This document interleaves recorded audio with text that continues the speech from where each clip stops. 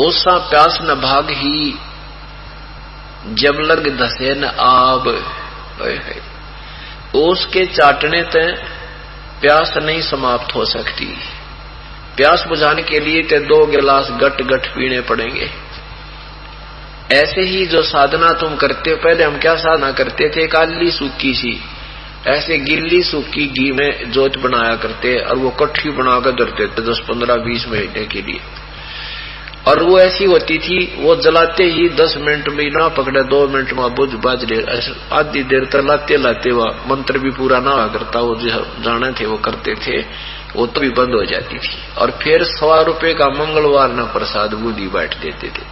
कहते हैं ये तो ओस चाट रहे थे, इससे कोई लाभ आपको भक्ति का नहीं होना था। प्रथम तो ये शास्त्र विरुद्ध होने से वैसे हानिकारक, और जब शास्त्र अनुसार भी तुमने साधना मिल जाए फिर भी सच्चे ढंग से नहीं लगते हो, समय पर दान नहीं कर पाते हो, सेवा नहीं करते हो, सत्संग नहीं सुनते, तो भी ओस चाट रही हो।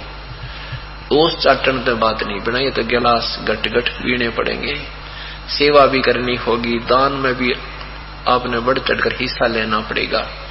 आप समझ लो कि जैसे पीछे किसान बीज बीजता है, चाहे कितना गरीब किसान है, और उसके बच्चों के लिए खाना भी आहार अन्न नहीं है, वो उधारे लेकर के बच्चों को खिला रहा है या मोल लेकर खिला रहा है, उसी में से बीज अवश्य बीजता है।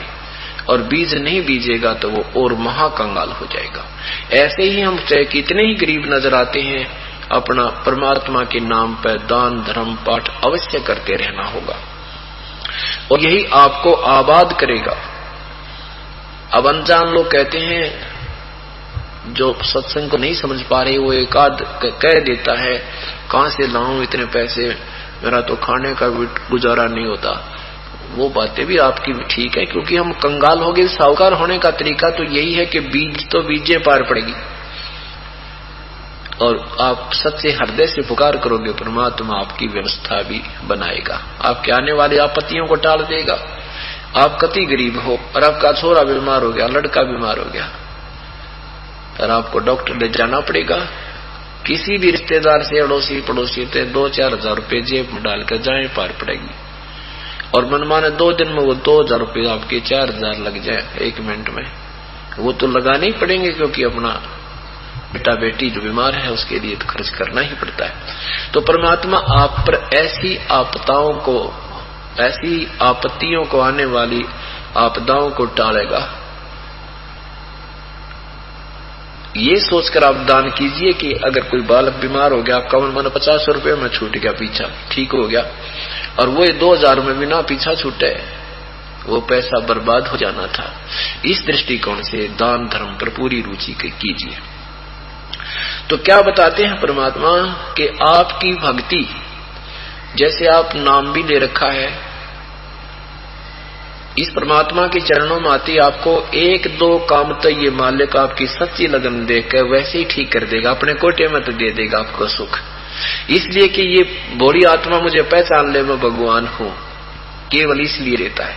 फिर कहता है कि अब तू स्वयं अपने पैरों चल।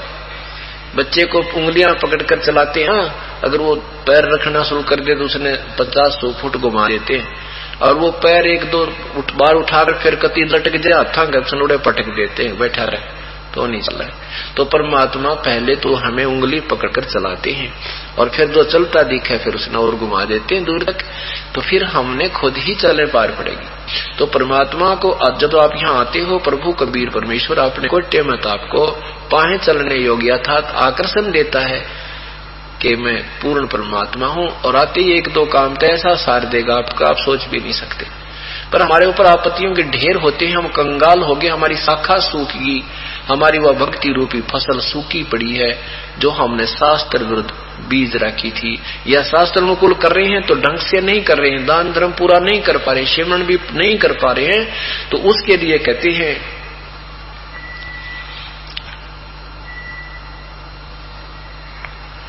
उसके लिए विवरण दे रहे हैं परमात्मा के गरीब दासियों साका सुख है बीज न बोया ढूंढे नु।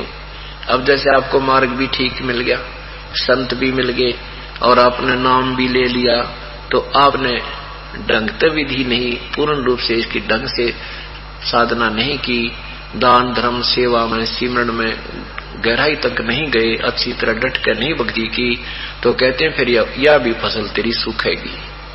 गरीब दासियों शाखा सुख है, बीज न बोया डूंगे नु गहरे। कहते कई बार कहते थे किसान भाई, मैंने इब कहना नो सोची थी सिंचाई अच्छी हो रही है और ऊपर गना गहरा बीज ना बोया, फसल उगी को ना, सूख गया। तो गहरा बीज हमेशा गहरा ही बीजा जाता है। तो कहते हैं गरीब दासियों शाखा सुख है, बीज ना बोया डूंगे नु गहरे। ढूंगा माने गहरा, यानी अच्छी तरह जिस अतिथि में वो उगना होता है उस प्रक्रिया से नहीं बीजा तो भी आपकी खेती सूख जाएगी।